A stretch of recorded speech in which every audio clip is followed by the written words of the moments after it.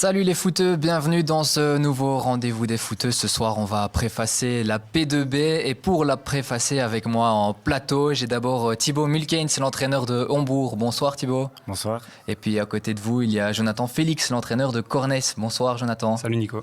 Comment ça va tous les deux au niveau de la préparation? Là, on est bien entré dans cette pré-saison. Oui, nous c'est un peu chaotique en ce moment, on en parlait tout à l'heure. J'ai beaucoup de blessés, beaucoup de gens qui partent en vacances, qui reviennent, qui repartent, un peu comme dans tous les clubs. Mais cette année un peu plus que les autres années, donc c'est compliqué. On a dû annuler malheureusement 2 matchs amicaux ici dernièrement, donc ça suit son cours. C'est pas la préparation, en tout cas le début de préparation que j'aurais espéré, mais bon voilà, il faut faire avec et on attend que tout le monde revienne. Chez vous Thibaut? Chez nous, pour le moment, ça se passe relativement bien. On a des poids de travail à améliorer, mais c'est un peu compliqué aussi, comme disait Jonah, avec les vacanciers, ici avec les étudiants qui vont avoir leur repêche. On essaye de faire au mieux, de donner du temps de jeu à tout le monde, sans avoir de blessés. Pour le moment, ça se passe relativement bien. Oui. On va justement aborder ça un peu plus en détail avec les quelques premiers résultats, mais d'abord, on va ouvrir aussi avec un quiz que j'ai préparé avec des similitudes notamment entre vos deux équipes et puis aussi forcément des questions propres à chacun. Mais est-ce que vous savez qu'il y a déjà un point commun entre vos deux équipes cette saison-ci? On est éliminé en coupe. Au premier tour en coupe. C'est ça. Ouais, c'est ça. En même temps, sur le même score et tous les deux face à une équipe de P1. Et, Ça, c'était déjà la première similitude, 0-2, tous les deux. Alors, on revient sur la saison passée, peut-être. Ça, c'est un petit quiz que j'aime bien faire aussi par rapport au classement annexe. Qui de vos deux équipes a terminé en meilleure position au classement des meilleures défenses? Alors, on le rappelle, un échelon forcément différent l'année dernière. Mais donc, qui de vous deux donc, a terminé en la meilleure défense? je pense que c'est lui. Moi, je dirais Jonah. C'est Cornès, 8e défense en 3C, alors que Hombourg c'était 9e en 2B. Ouais, donc, on a été longtemps donc troisième meilleure défense et on a bâclé la fin du championnat. On prend, je pense, 2 fois 4 goals et 1 fois 7 goals contre trop. Mais on a été, je pense, jusqu'à 6 matchs de la fin, 3e meilleure défense. Ouais. Mais qui des deux équipes a encaissé le plus de buts? A encaissé le moins de buts, pardon. Nous c'est 55 je dirais ou 58. Et nous, c'est 54, je pense. Ouais, donc c'est Hombourg, 54 buts et 56 encaissés. Ouais. Donc ça aussi c'était un petit fait intéressant, meilleure défense au classement, mais un peu plus de buts encaissés pour Cornès. Alors c'est aussi pour entamer cette émission, au niveau des transferts, qui a enregistré le plus d'arrivées? Tout compris, j'ai compté donc avec aussi bien ceux qui montaient, peut-être de l'équipe B, des potentiels qui restaient affiliés ou. Je dirais peut-être nous alors à ce moment-là avec ceux qui montent de P4 aussi. Je sais pas, j'en ai quand même 8, je pense. Donc, 8 transferts plus ceux qui montent, etc. Les reprises, moi, ça doit être kiff ou c'est Jonah. Ouais. Par rapport aux listes que vous m'avez envoyées, c'est Hombourg, 11 au total et 10 pour Cornès, donc ça ne se joue pas non plus à grand-chose. Et qui a connu le plus de départs? J'en ai pas compté énormément. Je sais pas toi combien t'en as, mais... Pas tant que ça, j'ai des arrêts. Avec les arrêts compris. Avec les arrêts compris, avec aussi ceux qui sont passés dans l'équipe B. Je dirais moins alors à ce moment-là, parce que j'en ai pas mal quelques-uns qui vont en P4, d'autres qui ont arrêté, d'autres qui sont partis, donc j'en ai quand même quelques-uns par rapport au noyau de l'année dernière. C'est ça, 9 tout compris pour Cornès et 5 pour Hombourg. Mais donc voilà, ça permet de lancer directement l'émission. On peut déjà peut-être revenir sur ce match de coupe à chacun. Donc pour Cornès, c'était une défaite 0-2 contre Herve le 26 juillet dernier et le 26 juillet dernier aussi. Pour Hombourg, là, c'était contre Anu. Peut-être un enseignement ou plusieurs enseignements à tirer de ce match. On sait que c'était en tout début de saison, donc peut-être pas des noyaux complets. Mais s'il y a peut-être déjà 2-3 trucs que vous avez retenus de ce match officiel.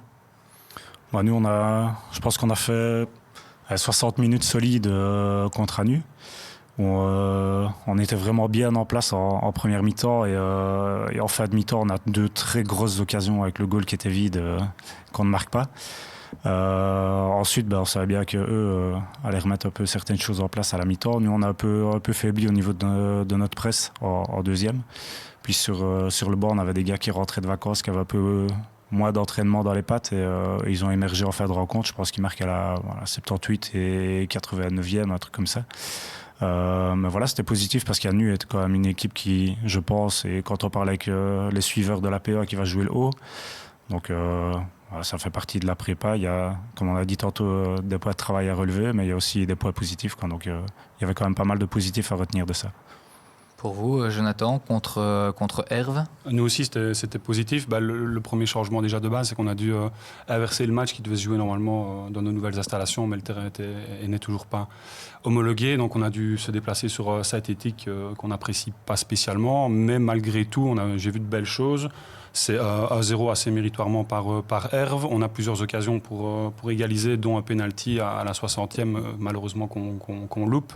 Puis on a encore deux, trois situations quand même assez dangereuses pour égaliser. Et sur contre à la 95e, ils font 2-0. Donc même si c'était un montant de P2 et ils étaient diminués parce que tout leur nom n'était pas là, c'était positif, même dans le contenu, dans certaines phases de jeu, etc. C'était quand même intéressant. Donc il y avait quand même des choses clairement positives à retirer de ce match-là. Donc c'était positif dans l'ensemble. C'était d'ailleurs un de vos tout premiers matchs, si pas le premier pour Cornès, je pense, match amical. C'est ça, oui. Et puis ça devait être le deuxième ou le troisième. C'était le troisième. On avait joué Warsage le dimanche précédent et on avait joué Herve durant la semaine. Donc c'était notre troisième PA en une semaine. Donc on avait déjà 3 premiers gros tests lors de la première semaine. Ouais. Un démarrage costaud. Ouais. Et puis par la suite, les résultats, j'ai donc une victoire 2-4 à Charneux. C'est ça. Donc pensionnaire de P3C, une défaite 2-1 à Lambermont-Rochin. Ouais. Et puis 3 pardon. 3. Ouais. Et puis une victoire ce week-end contre 3 Ponts. Ouais, c'est bien ça, 4-1. Ouais. Donc là aussi, par rapport aux résultats, c'est plutôt un début de saison, une pré-saison encourageante. Quand on voit les 3 résultats contre les 3 PA, on bat Warsage. Maintenant, je crois que le match nul aurait été logique. Contre Herve, on encaisse 3 goals un peu loufoques. Voilà, je préfère que ça arrive en préparation qu'en championnat. On avait quand même été proposé des belles choses aussi à certains moments du match. Contre Anu, ça on vient d'en parler. Ensuite, Charneux, notre première mi-temps n'a pas été bonne, on a été battu 0-2 à la mi-temps. Le groupe a super bien réagi en deuxième. Contre Lambermont, tantôt on a parlé avec Jonin, c'est un peu compliqué au niveau des matchs de prépa. On essaie de faire jouer tout le monde. Là, contre Lambermont, on change 8 joueurs à la mi-temps, donc il faut tirer un peu des enseignements aussi comme ça. Et contre 3 Ponts hier, il y a du positif à ressortir. Donc, il y a à boire et à manger. Et, le but, c'est d'avancer, et de franchir marche après marche au niveau de ces matchs-là. Ouais. Et d'être prêt pour le week-end du 23. D'essayer d'être le plus près possible. Ouais. Chez vous, Jonathan, il y a aussi il y a eu le match amical contre Andrimont 2 jours après la défaite en coupe, une défaite 4-2 alors là à Andrimont. C'est ça. Et puis pas ce dimanche, mais le dimanche précédent du côté de Jupy, victoire là à ce moment-là. Oui, c'est ça, mais c'était compliqué au niveau du nombre, comme je le disais ici. On va Andrimont aussi diminuer. Malgré tout, on sort une prestation plus que correcte contre une belle équipe d'Andrimont. On arrive à se créer quand même 6-7 occasions franches, dont 3 face à face et un poteau. Et on va à Jupy péniblement 13. Et on se retrouve vite à 12, puis à 11, et je dois jouer 60 minutes avec les 11 mêmes gars, donc c'était un peu compliqué, mais on va quand même réussir à sortir une prestation plus qu'encourageante malgré tout à Jupy, qui sera pour moi candidat au top 5 dans leur série, parce que c'était quand même vraiment pas mal. Donc voilà, il y a du positif, et puis alors il y a les 2 matchs amicaux que j'ai dû annuler la semaine dernière, mardi et hier, contre Franchimont et Welkenrad. D'ailleurs, si on nous regarde, je m'excuse encore une fois, parce que je déteste faire ça, mais bon, j'avais pas le choix du tout. Et voilà, on prend notre mal en patience, j'attends que tout le monde revienne, et comme dit Thibaut, on prend marche après marche et puis on se base sur ce qu'on a vu et on essaye de travailler par la suite, quoi. Parce que plus important que les résultats pour le moment, c'est vraiment d'intégrer les nouveaux, de composer avec la nouvelle équipe qui se crée forcément, et c'est donner sa chance à tout le monde tout en essayant déjà de composer petit à petit à 11. Ouais, c'est ça. Ouais, donc c'est à ça que servent les matchs amicaux, c'est pas spécialement le résultat. Après, je crois que moralement, ça fait toujours bien aux joueurs de gagner ou de prendre une clean sheet. Mais le but, c'est de travailler les principes que sont RB+, RB-, comme on l'a dit tantôt, d'arriver le plus près possible à la reprise. Maintenant, c'est compliqué avec tous les joueurs qui partent, qui reviennent, de composer, parce qu'on a des joueurs qui seront en décalage au niveau de la forme. voilà, c'est notre job de composer avec ça, quoi. Ouais. Oui, parce que ça pose notamment problème déjà quelques blessés, hein, c'est ça du côté. Oui, j'ai un de mes milieux de terrain, Marvin Lenz, qui a le bras cassé, mon attaquant qui a aussi une cheville foulée, les ligaments seraient peut-être touchés. Donc voilà, ça faisait beaucoup. Pour prendre l'exemple du match d'hier que j'ai annulé, je partais sans toute ma ligne d'attaque avec 5-6 gars, vraiment des cadres qui n'étaient pas là, et aller faire un match amical contre une PA à 9 avec peut-être éventuellement des renforts de P4, c'est pas intéressant aussi bien pour la PA qu'on doit affronter, Welkenrad, aussi bien que pour nous, pour mes joueurs. Donc voilà, on prend notre mal en patience. Un peu un contexte, on va dire, olé quelque part, qui part un peu compliqué en tout cas, parce qu'on peut le rappeler, vous n'évoluerez plus sur le terrain de Cornet, C'est ça. Mais sur un autre terrain, ça aussi. On va pas non plus trop s'étendre dessus, mais sportivement quand même, c'est forcément plus compliqué à gérer que si on avait une stabilité d'entrée à ce moment-là. Oui, c'est sûr. Donc, on a eu le changement de site, on a eu les clés pour la reprise. On a recommencé le dimanche 19. Et directement, la semaine après, c'était la fête au village là-bas à Haineux. Et eux avaient besoin du terrain. Donc, j'ai dû trouver des alternatives, aller à gauche, à droite. On joue tous nos matchs hors déplacement, une préparation entière hors déplacement. Donc, voilà, c'est compliqué, je ne vais pas me plaindre du tout, on bossera, on fera ce qu'il faut pour être prêt, mais ce n'est pas la préparation espérée, en tout cas, comme quand on avait nos installations, on pouvait recevoir chez nous, etc. Voilà, ce n'est pas la préparation optimale, mais bon, voilà, on ne se plaint pas et on essaiera de faire le boulot et on va essayer de se reconcentrer sur la prépa.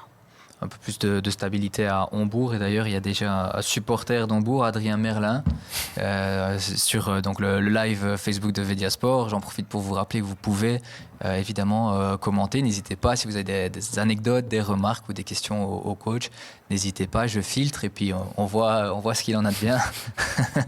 Du côté de Hambourg, donc je le disais, plus de stabilité en tout cas au niveau infrastructure, forcément pour préparer la saison. Plus de stabilité aussi, j'ai envie de dire, par rapport à la série, vu que vous étiez déjà en P2B la saison dernière. Bon, au niveau des infrastructures, je crois qu'on n'a pas à se plaindre. On a des bénévoles qui bossent pour garder les installations le plus propres possible. Je pense que dans la série, on a vraiment quelque chose, un outil de travail qui est vraiment bien. C'est le cas de tous les clubs pour le moment. On en parlait tantôt avec Jonah aussi. Nous aussi, le premier match du championnat, ce sera notre premier match sur le terrain qui est en herbe et on essaie de le préserver. Donc on joue tous les matchs sur le synthétique. Maintenant, on ne sait rien y faire. Ça, on dépend de la météo. Et pour la série, tantôt on en parlait, c'est quand même un peu l'inconnu par rapport à... Il y a quand même pas mal de changements par rapport à l'année passée. On va peut-être pouvoir la voir déjà maintenant avec Vanessa, la série donc de P2. Comme ça, on voit un peu mieux déjà et on aborde aussi un peu finalement cette série avec beaucoup de nouveautés, beaucoup de Liégeois aussi. Ouais. Ouais, l'année passée, elle était belle. C'était un peu une P2C, on va dire, du pays de Herve. Et si on a perdu quand même pas mal de clubs de la région et on a un peu plus de Liégeois. Donc on a un peu dans l'inconnu. Oui, c'est vrai, c'est une série que moi j'ai fréquentée quand j'étais à Ulm il y a quelques années, lors de mon passage là-bas, et c'est vrai qu'il y a d'autres noms qui sont apparus là-bas. Voilà, ce sera un peu une découverte pour nous. On y est allé il y a quelques années, mais forcément ce n'est plus la même série, parce qu'on est redescendu en 2018, je crois. Donc voilà, ce sera une série qui pour moi a l'air quand même pas mal au niveau des équipes. Fort homogène, je ne pense pas qu'il y ait quelqu'un qui va vraiment survoler, même s'il y a quand même quelques clients assez costauds. Et voilà, tous les matchs seront à jouer, parfois même des beaux matchs de ce que je vois là. Ça va être assez excitant, je pense, comme série cette année. Comment on aborde justement cette pré-saison, cette série, avec, vous le disiez, plusieurs équipes inconnues, parce que vous ne les aviez pas forcément affrontées la saison dernière ou ces dernières saisons même. Comment on se prépare justement quand on voit une série comme ça avec peut-être 3, 4, voire 5 équipes où on ne sait pas trop quel sera le niveau de ces équipes-là? Moi, je pars du principe qu'on se regarde déjà nous-mêmes avant de regarder les autres. Et on fera un premier point après 10 matchs de championnat pour savoir... oui, les favoris qu'on avait pointés, ils assument leur rôle. Ou tiens, il y a un club, par exemple, comme Pontis l'année passée, que personne n'avait pointé dans les équipes qui allaient jouer le haut et qui finalement a joué le haut jusqu'au bout. Donc je pense qu'il faudra faire un peu une analyse après 10 matchs pour savoir un peu où chacun se situe. C'est un peu tôt ici de se dire on va se situer là, on va se situer à tel endroit. Ouais, puis il y a peut-être des équipes qu'on pense un peu moins fortes et ces équipes-là vont émerger. J'aime pas parler de ça parce qu'on a joué la descente il y a 2 ans et c'est pas cool d'être ciblé comme équipe plus faible. Mais voilà, on verra bien. Oui, même chose. Je pense qu'on pourra tirer des conclusions, des premières conclusions après 10 matchs. Il y a tellement de facteurs qui rentrent en jeu aussi. Moi, je parle pour mon cas, mais les blessures, les suspensions qui vont arriver. Donc voilà, il y a beaucoup de facteurs et après 10 matchs, on pourra déjà avoir une indication. Et souvent, l'indication après 10 matchs n'est pas définitive, mais en tout cas, elle donne, comme je le dis, une bonne indication vers où la saison va aller. Donc, il faudra attendre ces 10 premiers matchs-là, voir un petit peu comment les équipes abordent des matchs à hors-jeu, parce que tout le monde n'est toujours pas en coupe. Nous, on n'a eu qu'un hors-jeu pour nous parler que nous deux. Donc, c'est ce que nous, pour la parenthèse, on avait eu l'année dernière avec la Coupe, c'est qu'on n'avait eu que des matchs à hors-jeu tout le mois d'août. Et on arrive quand même dans ce championnat avec cet esprit de compétition qu'on perd peut-être ici en prépa en enchaînant les matchs amicaux, en faisant tourner beaucoup, tandis que l'année dernière en coupe toutes les semaines je mettais le 11 qui me semblait le plus fort pour pouvoir aller le plus loin. Donc c'est une prépa différente. Il faudra voir comment ces équipes-là ont géré le fait de ne plus être en coupe et celles qui sont toujours en coupe, comment elles ont géré le fait d'y être toujours. Donc il faudra attendre ça et après 10 matchs comme Thibaut dit, on tirera les premières conclusions. C'est préjudiciable, du coup, de sortir comme ça si tôt en Coupe de la Province, parce qu'on sait que forcément ça arrive très tôt dans la saison, c'est tout le temps le premier match officiel et un des premiers tout simplement, donc avec des noyaux qui sont parfois pas complets ou pas en forme, en tout cas pour certains joueurs, mais sortir quand même de cette compétition si tôt, c'est préjudiciable pour la pré-saison. Moi, je pense quand même que oui, parce que j'ai eu là, comme je le dis juste ici avant, j'ai eu le cas l'année dernière où on a enchaîné ces matchs-là de coupe en jeu et on voit qu'il y a une autre concentration, il y a une autre appréhension de match. On est vraiment dans une bulle qu'on n'a peut-être pas spécialement en matchs amicaux. Donc moi, pour avoir vécu les deux, c'est quand même mieux d'avoir ces matchs en jeu là-bas. Et je pense que c'est quand même préjudiciable. Maintenant, on se retourne toujours, on trouve des matchs et on essaye quand même d'être sérieux.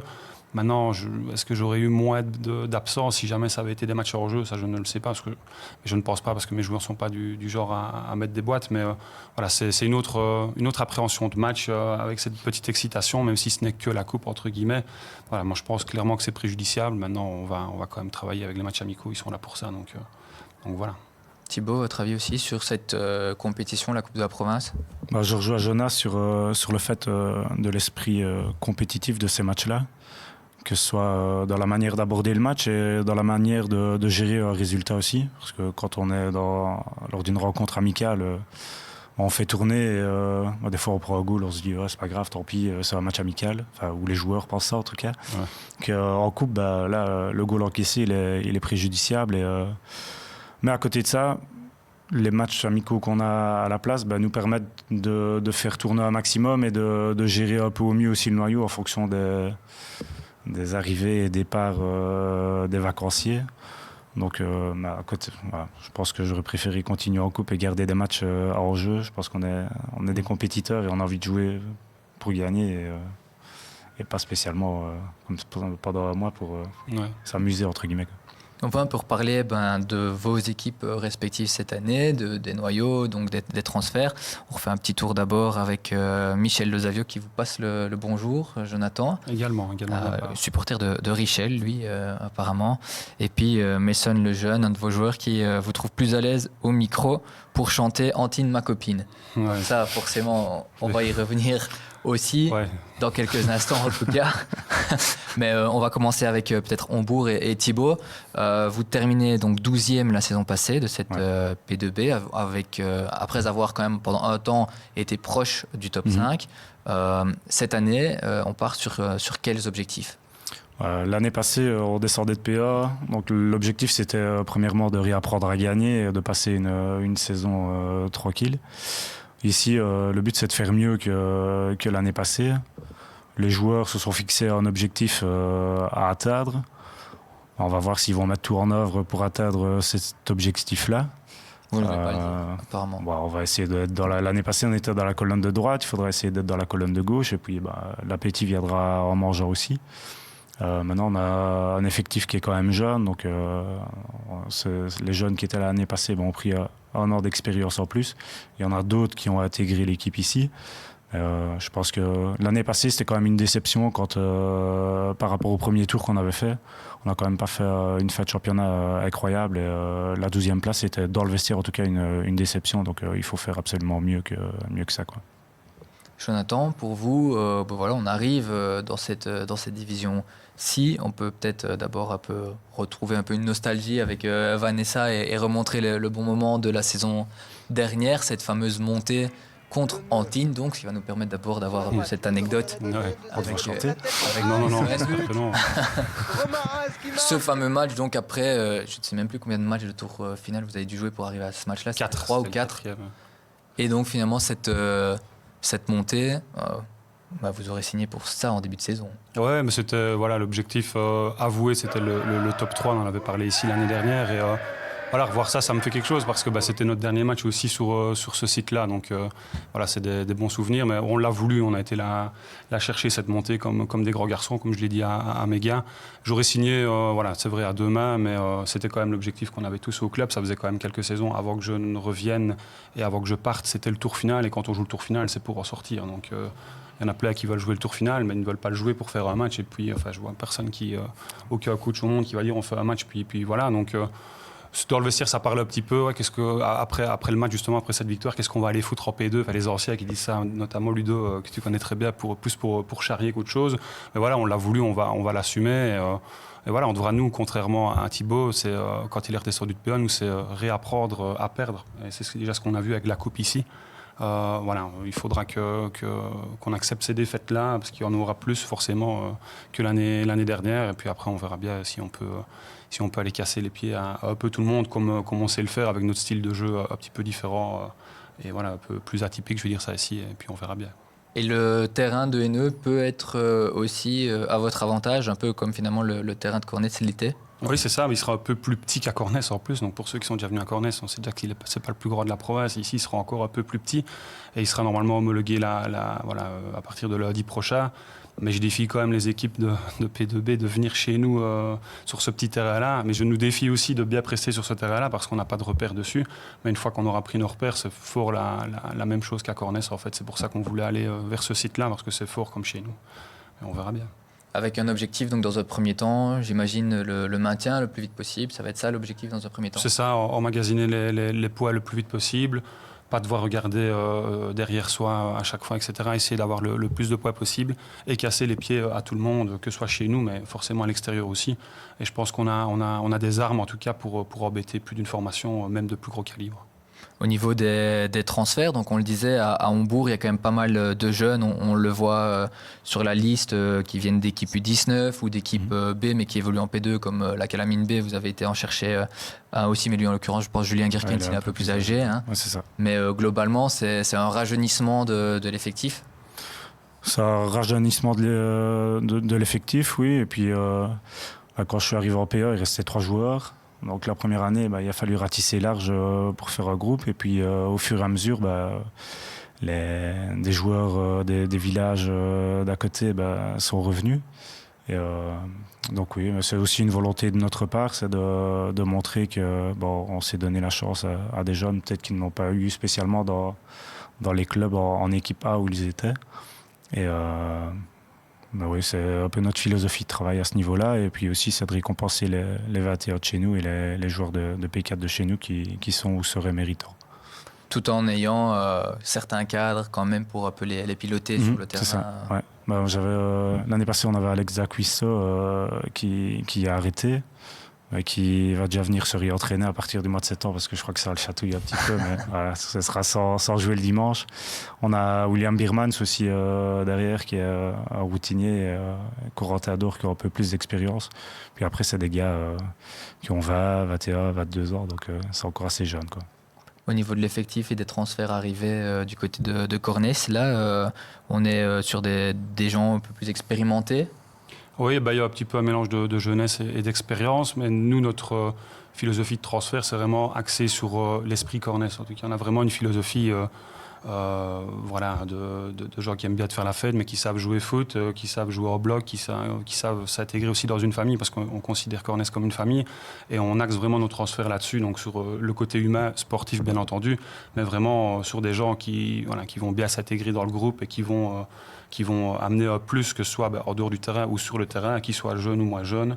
Je crois qu'on a un beau mix des deux, aussi bien au niveau des transferts que de l'effectif en général. Et c'est ce qui a fait, je pense, pour moi, notre force l'année dernière, qu'on n'avait pas les autres années, c'est vraiment avoir amené des jeunes de qualité, en gardant les vieux briscards, comme je les appelle, qui ont encore des fameuses qualités, même à 35, 36, voire 40 ans pour Jeff, qui vient de les avoir, notre capi. Et ce mélange-là fait en sorte qu'on arrive à sortir des bonnes prestations et à embêter vraiment beaucoup de formations. J'espère que ce sera le cas ici en P2 et ça l'a été en tout cas en P3. Et en chantant Antine, ma copine, parce qu'on n'a pas encore eu cette anecdote-là, on ne sait pas par Mason. Je ne dirais pas la fin des paroles, mais voilà, on a lâché un petit peu toutes les émotions après le match. Et il y avait une petite chanson paillarde, je vais dire, bien gentille. Je ne l'avais pas vu celle-là, donc je ne suis pas trop préparé. Il le verra, quand il reverra des croisés, il courra à l'entraînement. Mais voilà, c'était sympa, un bon souvenir.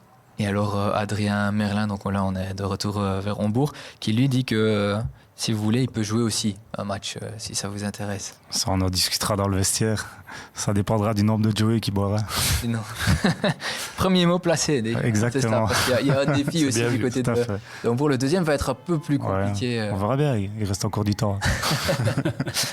Si vous voulez mettre sur la voie Thibaut éventuellement, parce que moi je ne le ferai pas, sinon c'est trop facile, mais si vous voulez mettre sur la voie, on ne sait pas, il y a bien d'ailleurs de vos amis aussi que vous avez ou que vous entraînez encore, qui est surnommé Bison. C'est ça, donc, ouais. On peut s'en rapprocher des noms d'animaux. On essayera. Ouais. On peut revenir un petit peu sur la série en question, sur la série de la P2B, réafficher ce tableau. On va quand même un peu analyser donc très liégeoise. Les deux seules autres équipes de l'arrondissement, ce sont des équipes B, OBLB et la Calamine B. Il y en a d'autres, des équipes B, on a cité EY, Sprimont et Richel Vizet. Contexte particulier aussi, avec autant d'équipes B dans une série au nombre de 5 du coup.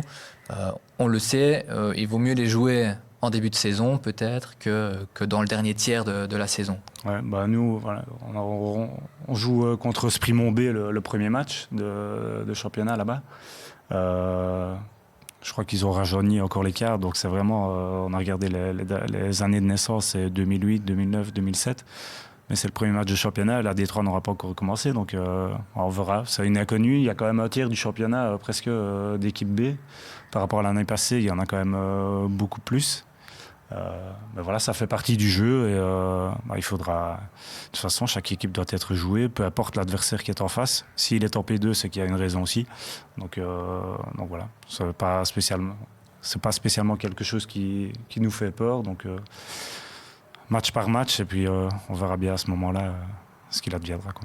Parce que ça pourrait être aussi, il pourrait faire partie de la lutte pour le maintien, et donc toujours compliqué aussi quand ils font redescendre plutôt en fin de saison, des gens qui côtoyaient plutôt le noyau A, qui viennent alors vachement renforcer le noyau B. Ouais, pour moi, les deux moins bons moments pour les prendre, c'est le début et la fin de saison, parce que comme Thibaut disait, début de saison, il y a l'excédent qui va descendre du noyau de D3 ou D2 pour d'autres. Et en fin de saison, on en parlait hors émission, j'ai eu le cas, enfin j'étais plus là à ce moment-là, mais Holn a eu le cas, en tout cas l'année où j'avais commencé à coacher là-bas, avec justement Richel Vizet qui avait fait descendre petit à petit, quasi pas dire toute leur équipe de D3, mais 6-7 joueurs. Et quand 7 joueurs d'un noyau de D3 viennent comme ça devient compliqué, surtout en P2, il y a quand même deux étages. Donc pour moi, c'est le moins bon moment, c'est au début et à la fin, parce que au début, l'excédent, et à la fin, quand il faut sauver quelqu'un, et que la D3 est tranquille ou la D2, là, on peut se permettre de faire des sortes d'autres gars. Donc voilà, comme Thibaut dit, tous les matchs seront à jouer, peu importe quand on les prend, on doit quand même les jouer. Donc on fera avec. De toute façon, ça a toujours été comme ça, les règles sont ce qu'elles sont, et on fera avec. Alors, pas beaucoup non plus de vrais derbies dans cette série-là pour vous. Alors, certes, il y a très peu de clubs qui sont vraiment loin au niveau géographique. Mais c'est vrai qu'il y a très peu de derby dans cette série-là, en tout cas pour nos clubs verviétois, dont les vôtres. Nous, on a Mela, parce que c'est sur la commune de Soumagne. Et vu que maintenant on est sur la commune de Soumagne, on ne le considère pas dans le vestiaire, bien entendu, ou dans le club comme un derby. Mais je pense que le comité va inviter la commune de Soumagne à venir voir ce match-là, parce que c'est la même commune, Mela et Soumagne, et Haineux, on est sur Soumagne. Donc, ça va être assez spécial. Ça nous changera de derby contre Peu-Pasteur. Mais ça restera un derby, mais je ne pense pas que les joueurs le prendront comme ça sur le terrain, en tout cas, que ce soit ceux de Mela ou nous. Donc voilà, on verra bien. Bon, nous, on a Obel B, la Calamine B. Puis après, ça dit un peu plus loin. Ouais. Il y a le match contre Cornès où on se connaît quand même pas mal. Et on joue le deuxième match du championnat le samedi soir. Donc, c'est aussi profiter des clubs où on sait qu'il y a moyen de faire une belle fête après. C'est sûr. Pour essayer de faire ça après. Ouais. On verra bien. Vous connaissez pas mal. Il y a plusieurs liens entre les deux groupes. Oui, moi, pour le citer, j'en parlais tantôt, Ludo, qui est un ami à Thibaut, un de mes cadres en défense centrale. Donc voilà, on a eu quelques échanges comme ça.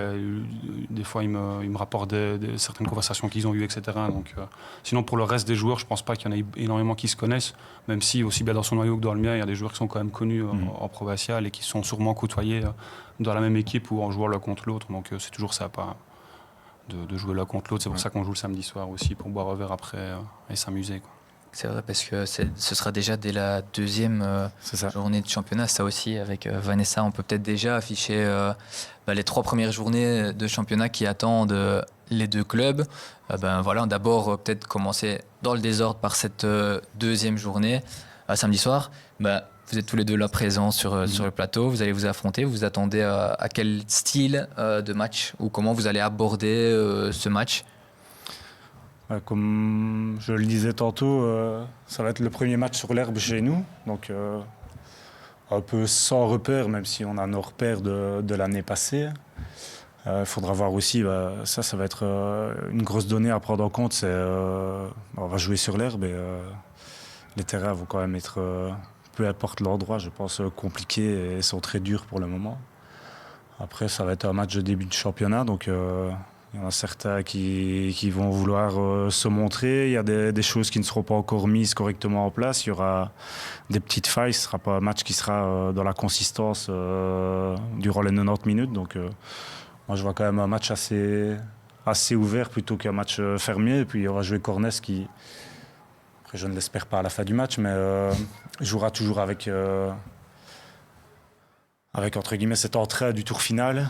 On l'avait vu avec Bollard l'année passée qui a quand même gagné, qui a pris des points en tout cas dans les 10 premiers matchs.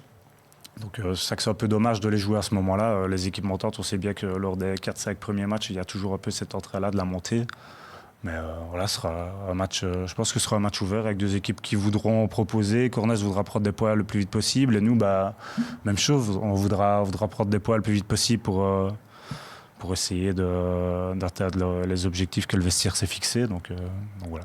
Donc vous attendez un Cornès qui, je veux dire, joue le jeu, va vers l'avant et n'est pas spécialement en bloc bas. Parce que c'est intéressant de voir un peu la vie des deux. Par rapport à ce dont on discutait et par rapport au match de préparation, je pense qu'ils ont fait un bon match contre Herve, un bon match contre Andrimont. Donc c'est une équipe qui a des qualités aussi pour évoluer dans cette P2. Donc je pense que... Ou alors je me trompe, mais connaissant Jonas, c'est pas quelqu'un non plus qui va arriver à jouer avec un double bus juste devant le rectangle. Donc, Non, pas mon style. Mais... Oui, on joue, ce que j'ai remarqué sur nos 3 matchs de prépa, on joue plus foot que les autres années. Maintenant, on garde cet ADN qui nous est propre, mais on a, en tout cas, sur ces 3 premiers matchs, rajouté ce côté foot qui nous manquait. C'est aussi du fait qu'on a joué à l'extérieur sur des beaux terrains à chaque fois, que ce soit le synthétique de Jupy ou aller à Andrimont, le synthétique de Herve. Donc, on sait jouer foot et on a quand même des gars qui savent jouer au foot. Donc, je pense que ça va être la différence aussi avec l'adversité. Donc, en P2, on sait qu'on a un peu plus d'espace, que ça joue au foot aussi en face, et quand ça joue foot en face, on est capable aussi de jouer foot nous. Donc ce sera un match assez ouvert, on va essayer nous de venir avec notre philosophie, et voilà, on essaiera de repartir de là avec quelque chose. Et comme Thibaut dit, nous, notre objectif, c'est de prendre des poids le plus vite possible pour souffler un petit peu, en tout cas au début. Et vous attendez à quel répondant de la part d'Hombourg qui sera à domicile? Donc pour la première fois de la saison, ce sera leur premier match à domicile. Vous attendez à quel style de jeu de la part d'Hombourg pour c'est une équipe joueuse aussi, ils connaissent bien leur terrain, sur un beau terrain aussi qui est vraiment très bien. Les installations, comme Thibault le disait, c'est vraiment top là-bas. Donc voilà, on va rencontrer une équipe qui va jouer foot, qui va essayer de nous embêter et qui, pour moi, avec ce qui va dire aussi les objectifs que le vestiaire s'est fixé, voudra aussi prendre des points le plus rapidement possible. Donc on va tomber sur une équipe qui va mettre un certain niveau dans ce match-là et il faudra répondre présent en tout cas. On va voir aussi si vous deux vous connaissez un petit peu. J'ai quelques questions d'un coach à l'autre. Sur ce que vous connaissez peut-être l'un de l'autre. Si vous deviez chacun prendre une qualité de l'autre entraîneur, laquelle ce serait d'un point de vue sportif forcément, footballistique? Moi, je vais un peu laisser de côté le côté justement foot adulte.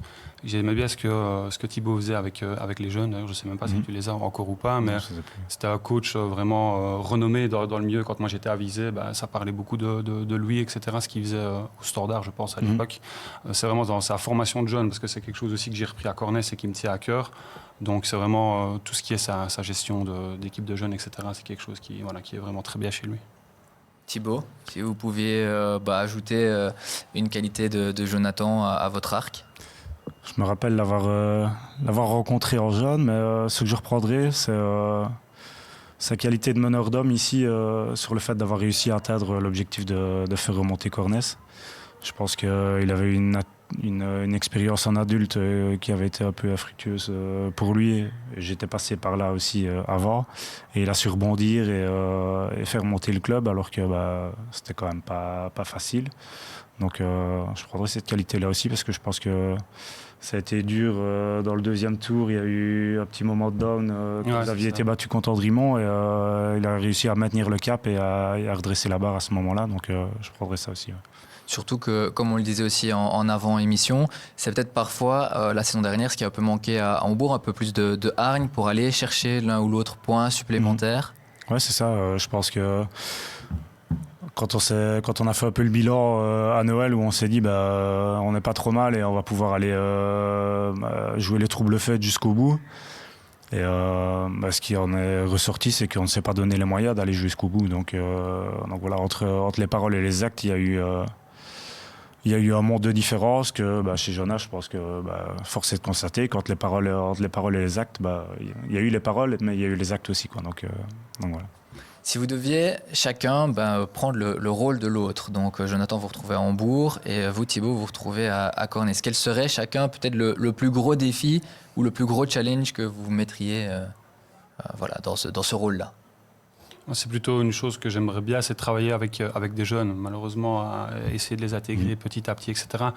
On n'a pas encore assez de jeunes, c'est trop étroit chez nous, donc on ne saurait pas, avec un seul terrain, vraiment avoir des équipes dans toutes les catégories. On fait ce qu'on peut avec les nouvelles catégories, mais ce serait vraiment d'allier la formation des jeunes et vraiment avoir le fruit de ce travail-là et de les amener en équipe première. C'est ce que j'aimerais bien, en tout cas, en étant au bourg, c'est de travailler comme ça, comme Thibault peut le faire. Donc. C'est ce que je prendrais chez lui. Et vous, Thibault, si vous étiez à Cornès? Le défi de maintenir le club là où il l'a amené et de continuer à le faire progresser, parce que faire monter, c'est une chose. Une deuxième chose, le maintenir. Et je pense qu'il y a les capacités, que ce soit dans le noyau et lui aussi en tant que coach, de maintenir et de continuer à faire progresser le club et l'équipe, quoi. Donc, je prendrai ce volet-là, parce que je pense que c'est un fameux défi, sans parler de ce qui se passe au niveau extra-sportif à ce niveau-là. On voit qu'il y a des objectifs dans les deux clubs, forcément, aussi bien avec l'équipe première que plus globalement peut-être à Hombourg, avec cette structure à garder, à confirmer, forcément améliorer aussi pour intégrer un maximum. Ouais, chez nous, il y a l'équipe B qui travaille pas trop mal aussi. Il y a 2 ans, elle est allée au tour final. Ils avaient été battus contre Bressou. L'année passée, je pense que c'est sur le dernier match que ça se joue. Donc l'objectif aussi pour la P4, ça va être d'atteindre ce tour final-là et d'essayer justement de permettre aux jeunes de franchir une marche supplémentaire et nous de les intégrer derrière. Mais il faut aussi que tout le monde prenne ce qu'on leur donne, parce que les jeunes de maintenant, c'est aussi un peu compliqué. On préfère aller à d'autres activités sans les citer. Voilà, tout le monde n'est pas spécialement preneur, mais ça, je pense que c'est maintenant dans chaque club de foot où le foot n'est plus une priorité, quoi. Donc, voilà. Et pourquoi pas rêver d'une saison comme celle de Welkenrad la saison dernière, faire monter les 2 équipes en même temps, cette année? Peut-être, mais là, ça relève de l'utopie, ou alors on en reparlera fin de saison, mais ouais, peut-être, ce serait très beau, ouais, mais on va rester à la place qui est la nôtre là pour le moment avant de penser à ça. Alors vous avez William Leenert qui faisait référence du coup au premier mot placé, qui vous félicitait et qui disait que d'ores et déjà il mettait son casier. Et puis alors Lula Plenner. Ouais, c'est ma femme, je sais pas ce qu'elle va dire. Qui de la part de Judith vous dit que vous êtes le meilleur et qu'elle vous aime. Donc là, c'est ma fille, ouais, voilà. Elle vous suit. La même chose, je lui dis, je t'aime aussi. Et vous parliez de cette montée tout à l'heure, ça me fait penser aussi, quand on voit votre femme qui suit l'émission, ça me refait penser, vous parliez du tour final, que tout le monde joue pour le gagner. On a eu Vincent Offerman mercredi dernier, qui lui avait eu la pression de sa femme lors du tour final de ne pas monter. Sans quoi elle pouvait divorcer. Alors, c'est un peu ironique, mais est-ce que vous avez un peu la même chose ou pas? Non, vous êtes resté. Non, puis j'ai ma fille qui joue au foot aussi à Cornès et je vais la coacher cette année parce que j'ai repris le U8.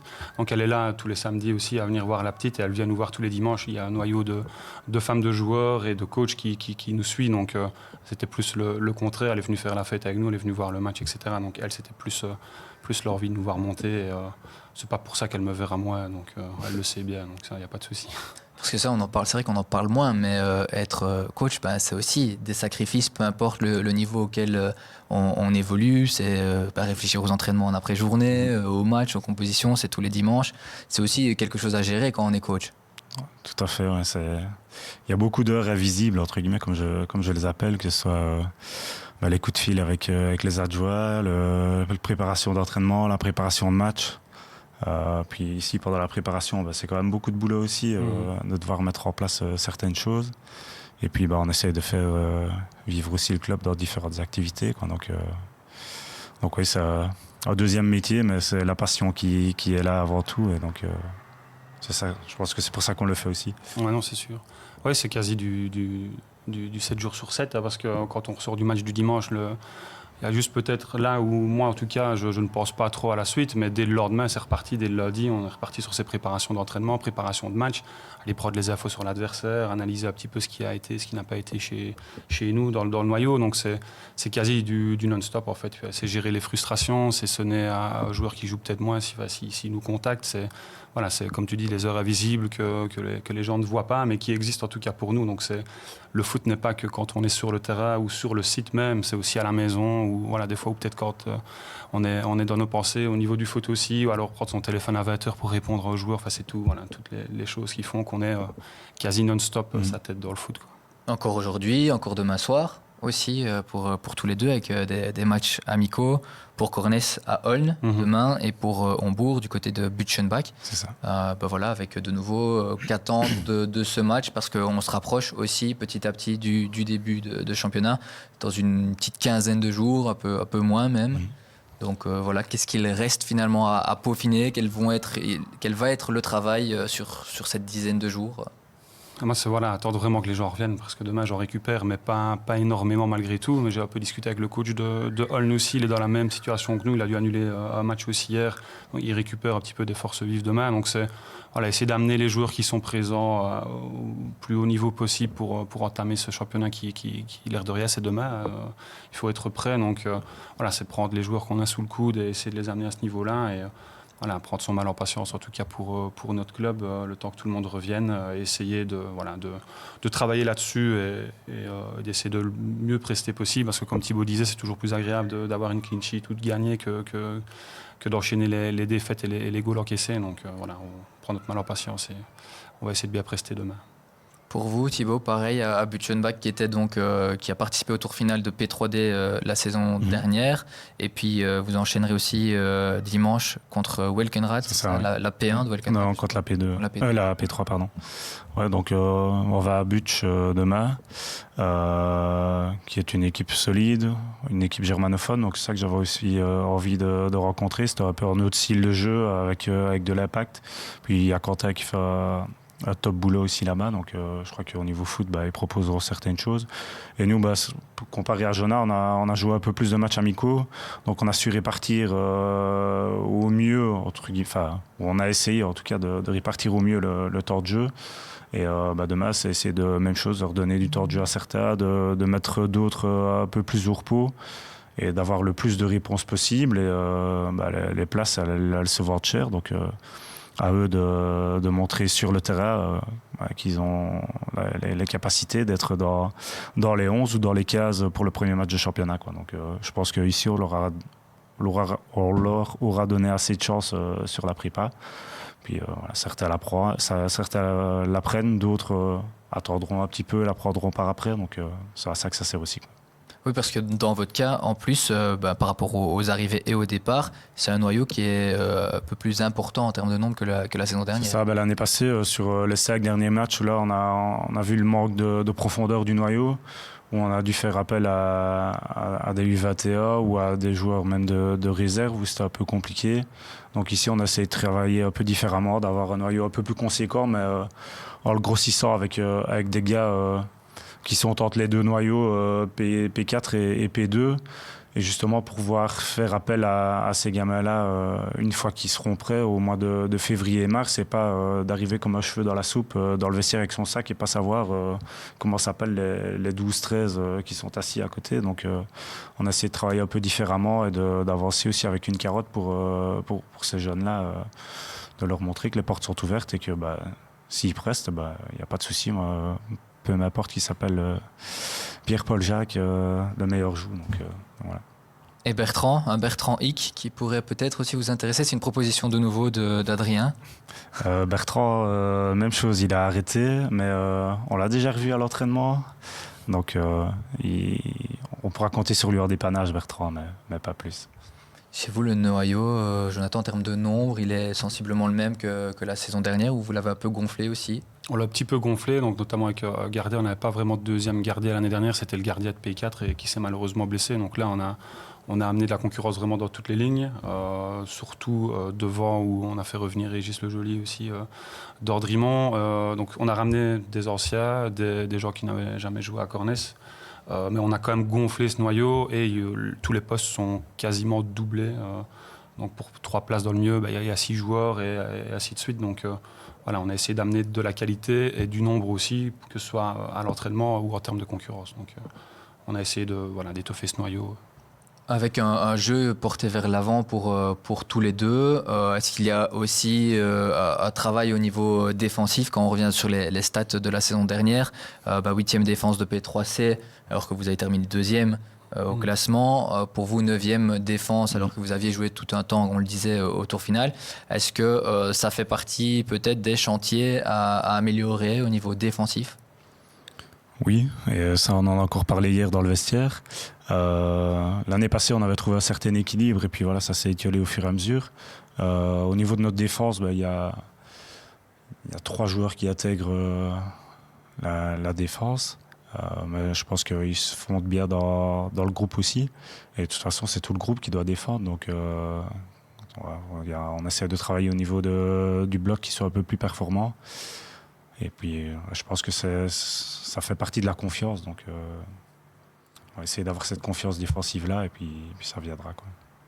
Ouais, nous aussi, voilà. J'ai essayé de transférer, mais c'est pas évident de trouver un défenseur central dans le contexte Cornès avec ce déménagement, etc. Donc, on a plus fait des paris à ce niveau-là, mais c'est sûr que j'étais pas content l'année dernière du nombre de goals encaissés en jouant le titre jusqu'à 6 matchs de la fin, 6-7 matchs de la fin.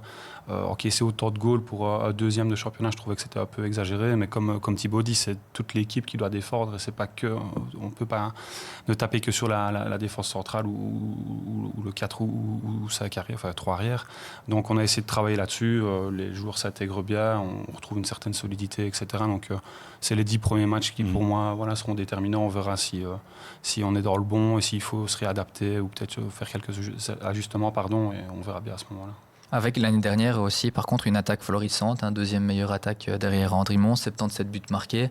Là, par contre, c'est quelque chose sur lequel construire, justement. C'est un point positif qu'il faut garder, d'autant plus avec cet objectif initial de maintien. Oui, c'est sûr. Et l'année dernière, quand on a construit le noyau pour jouer la tête en P3, on savait qu'on était un petit peu déforcé défensivement en termes de nombre par rapport à l'attaque. Mais on savait qu'on mettrait souvent, en tout cas, un goal de plus que l'adversaire. Et d'ailleurs, on a eu certains résultats. On va à Fouron gagner 4-6 alors que Fouron descend. Enfin, on savait bien qu'on marquerait toujours plus que l'adversaire.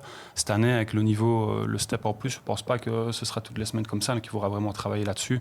Mais on a une attaque qui peut faire la différence à n'importe quel moment. Et voilà, je pense que ça devrait le faire si on est vraiment aller bloc équipe. Si tout le monde défend comme il faut, on aura toujours le moyen de faire la différence avec l'attaque que j'ai. Donc je ne me tracasse pas trop pour ça. Au niveau attaque, Thibaut, vous êtes aussi renforcé au niveau des transferts, parce qu'on le rappelle, au niveau stade, c'était la 13e attaque finalement en 2B, ouais, et donc le ratio était négatif par rapport au... On a eu une grosse tuile l'année passée, on a Yannick Hansen qui s'est déchiré les croisés au 3e match du championnat, donc on a dû jouer avec Tom Schreurs qui n'était pas un attaquant et qui a dépanné pendant la saison. Ici, il y a Yannick qui revient. Puis on a transféré aussi deux, trois joueurs qui sont capables de nous apporter une plus-value à ce niveau-là. Donc normalement, on devrait être plus fort que l'année passée. Donc on espère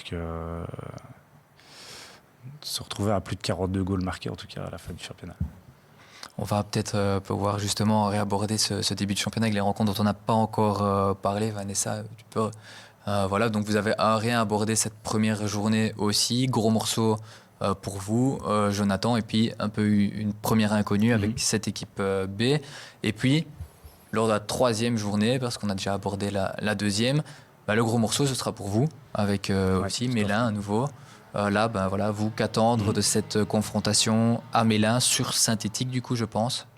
C'est sur synthétique ou c'est sur leur terrain? C'est sur leur terrain. L'année passée, les 2 matchs contre Mélin ont été très disputés. Le 2e match, c'était déjà Pascal qui les coachait.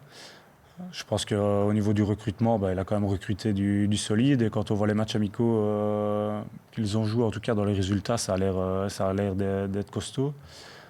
Maintenant, voilà, tout match mérite d'être joué et on vendra cher notre peau. Et puis, ce sera un premier bon test aussi pour nous en championnat, quoi. Donc, et d'un autre côté, c'est la 3e journée. Il faudra voir aussi, eux, les résultats qu'ils auront fait lors de la première et la 2e. Donc voilà, c'est déjà un peu loin, entre guillemets, pour se projeter, mais c'est vrai que c'est un premier vrai test qui arrive assez tôt.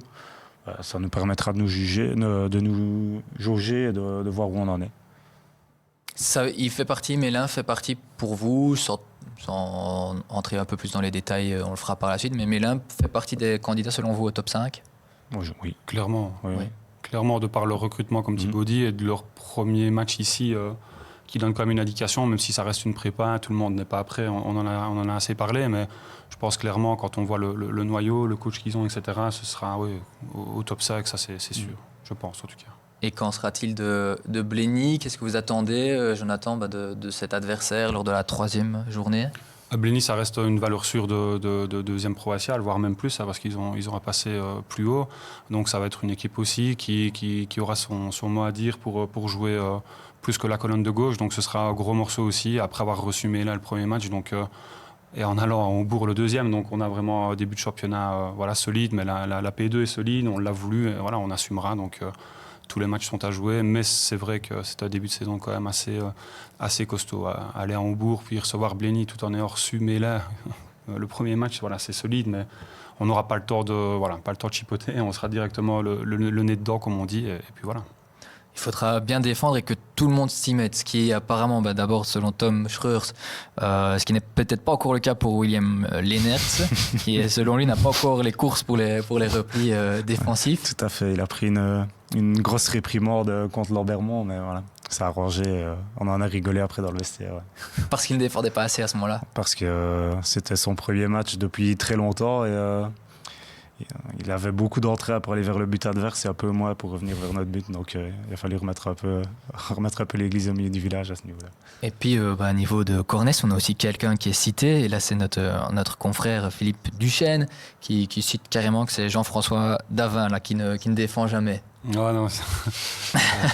Jeff, on va encore dire que c'est mon chouchou si je dis qu'il n'a pas de consigne en B-, mais non, Jeff, il défend. Et, comme je dis toujours, quand Jeff tacle, c'est que l'équipe est bien dans le match et il le fait de plus en plus. Donc il est bien, toujours à son âge, il est très très apporteur en tout cas. Et on en rigole souvent avec Phil quand il vient au match, etc. Mais voilà. Non, Jeff sait défendre, je vais le dire à tout le monde, comme ça. Voilà, il mettra peut-être le prochain casier. Donc, voilà.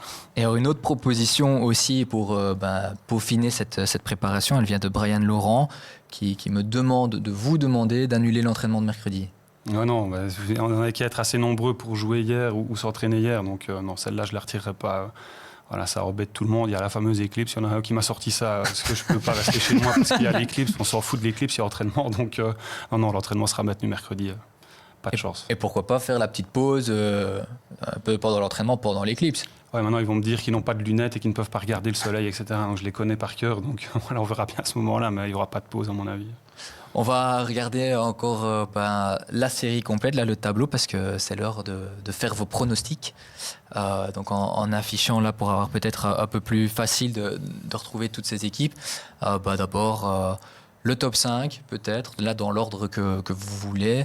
Et puis après, dans un deuxième temps, il faudra parmi les 5 équipes me dire qui sera champion. Mais donc d'abord, dans un premier temps, quel sera votre top 5 ? Thibaut, si vous voulez commencer. Je dois mettre les équipes dans l'ordre ou... Non, justement, vous me donnez 5 équipes. On vient d'en parler, mais là, je pense que Fléron a fait une grosse armada.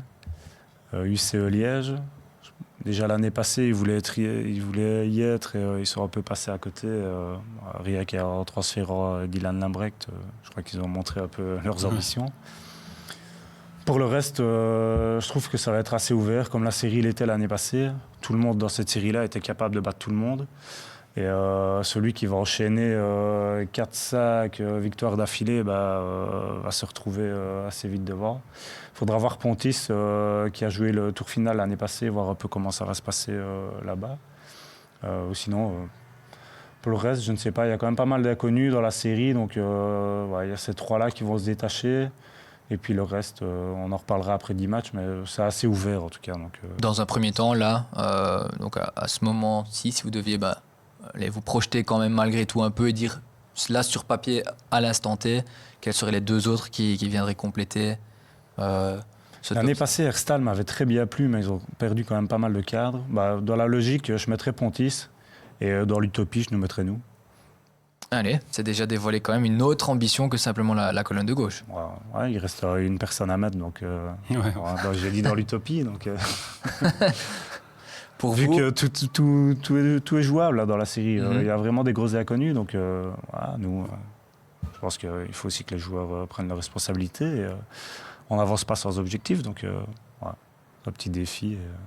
J'ai bien dit dans l'utopie. C'est ça, mais ça peut être la fameuse carotte dont vous parliez justement, viser ce top 5. Jonathan, votre top 5 à vous ? Moi, je ne vais pas être très original, mais je le pensais avant. UCE, Mela et Fléron, je pense que ce sera dans le top 5 s'il n'y a pas trop de pépins au niveau de la gestion de noyaux, etc., blessés, suspendus. Et les 2 Herstal, je les vois aussi dans le top 5. Pontis, de par le résultat que j'ai vu en Coupe de Province, où je crois qu'ils sortent une PA à la maison aussi, même si on en revient encore, ça veut rien dire, mais ça donne quand même pour moi une indication. Si tu es capable de sortir une PA, c'est que tu as quand même du niveau. Les 2, je vois les 2 Herstal aussi, parce qu'Herstal pour moi est quand même pas mal du tout, et je connais bien le coach là-bas, je sais qui sait bosser, donc voilà, je mettrais une petite pièce sur les 2 Herstal et les 3 que j'ai cités avant.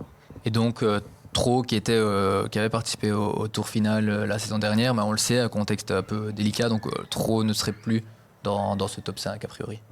Je pense qu'ils sont dans une optique tout autre, donc ils auront un autre objectif avant celui du top 5. Après, je parle sans connaître, mais je pense pas en tout cas que ce sera le même noyau et au niveau du comité et du groupe les mêmes objectifs, quoi. Donc, Non, je ne pense pas qu'ils sont dans le top 5. Par contre, je ne pense pas que ce sera un oiseau pour le chat comme on l'a cité à gauche, à droite, parce que je connais un petit peu le club là-bas. Je suis allé les voir quelques fois et je connais quelques noms qu'il y a sur la feuille. Voilà, ce ne sera pas l'oiseau pour le chat qu'on annonce, ça c'est sûr et certain. Ils vendront chèrement leur peau, ils prendront des poids. Aller jouer sur leur synthétique, c'est toujours compliqué. Donc voilà, ce sera un match aussi à aller gagner. Et ce ne sera pas quelqu'un qui commencera, commencera 16e et qui finira 16e, ça c'est sûr. Ils seront plus coriaces que ce qui est annoncé à gauche, à droite. J'étais un peu étonné qu'on les annonce comme ça, des sorts d'office. Aura une série à 15, non. Ce sera des poids à aller prendre contre eux parce qu'ils auront aussi des arguments à faire valoir, ça c'est sûr et certain. Dans le top 5 de chacun, il y avait quand même 3 clubs plutôt qui ressortissaient, donc Lucé-Liège, Fléron et Mélin. Je suppose que pour chacun de vous deux, il y en a un des 3 qui est candidat au titre. Si vous deviez en choisir, parmi ce top 5, en fait, si vous deviez en choisir un comme candidat au titre. Moi, je mettrais Mélin par rapport à la manière de travailler de Pascal. Fléron, il y a énormément d'individualités, ça peut être très fort, mais on a vu que l'année passée, les individualités pouvaient aussi être leur défaut dans les matchs importants. Je pense que le match contre Herve, ou s'ils battaient Herve, ils pouvaient renverser le championnat et peut-être être champion. Donc voilà, peut-être que justement, ça leur aura servi de déclic pour cette saison, mais par rapport à ça, je mettrais plus vite Mélin, où je pense que Pascal est capable de gérer ces choses-là. Il y a Mélin, moi je mettrais aussi une petite pièce sur l'UCE. Plutôt l'UCE alors. Ouais, les deux, mais là ça a l'air très solide aussi. Mais l'UCE, quand on fait Dylan Lambrex, comme Poligny qui joue en défense centrale, quand on attire ces genres-là, et qu'on a des gars comme Maxime Motoul devant que je connais bien aussi, ça va être pour moi très solide. Et voilà, s'il voulait venir dans cette série, je pense qu'il y avait aussi une petite idée derrière la tête. Et voilà, je pense que ce sera un candidat, en tout cas au titre, ça c'est sûr. Et donc pas a priori de champion vervétois, parce que Philippe Duchesne suggérait aussi de ne pas oublier Aubel-B dans l'histoire, mais on n'aura pas de Cornès, pas de Hambourg ou d'Aubel-B, voire de la Calamine B. Non, je rêverais de faire une étoile d'Alem, parce qu'on en parle dans le vestiaire, pas de le faire, mais on prend cet exemple-là, parce que ce que Laurent a fait là avec son groupe, aller chercher une tranche et sortir de cette P2B, franchement chapeau, et de la terre-série aussi. Mais je ne vois pas Verviers-Tois jouer le titre en tout cas. Il y aura peut-être une bonne surprise comme Hambourg, je pense, mais je ne vois pas Verviers-Tois aller chercher le titre en tout cas. Maintenant, il y aura sûrement un de ces clubs-là qui ira nous retire-nous, parce que voilà, je veux pas nous mettre dedans forcément, parce qu'on vient de monter, c'est d'autres ambitions, on doit d'abord se stabiliser, etc.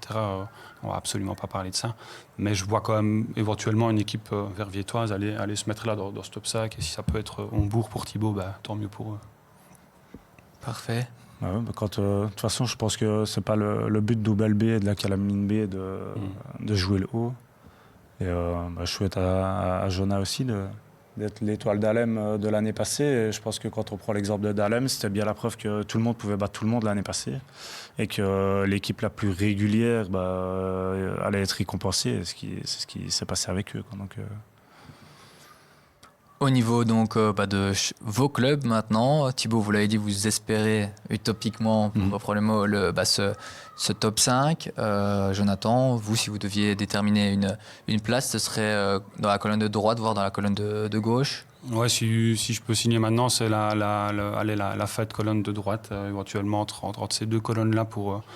Ça voudrait dire qu'on a passé une saison assez tranquille, entre guillemets, et qu'on a réussi à se stabiliser en P2. Je me rappelle que l'année où on est monté, en 2015, donc j'étais dans ce noyau-là, l'année d'après, on termine 7 ou 8e en sortant d'une montée. On avait d'autres qualités aussi à l'époque, mais c'est fort la même équipe que cette année-là. Je ne dis pas qu'on sera là, c'est pas ça du tout, mais voilà, je pense qu'il y a quand même moyen de faire valoir nos arguments et de prendre quand même pas mal de poids.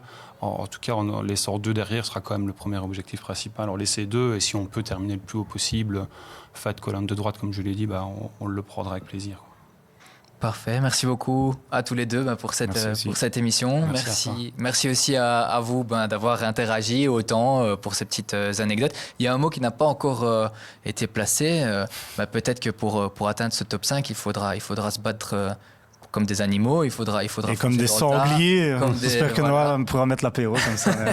Et voilà, petite assiste pour terminer, pour conclure ce défi-là. Et le groupe remercie aussi pour l'apéro de Noah. Et donc voilà, et nous on se retrouve pour un nouvel épisode. Ce sera mercredi soir et il sera consacré à la D3B FFA avec 3 coachs, les 3 coachs de nos 3 clubs, à savoir Boris Dôme de Elsaut, Patrick Sangwa, le nouveau coach d'Obel, et Tony Niro qui sera là pour représenter Malmedy. Salut les footeux, passez une bonne fin de soirée.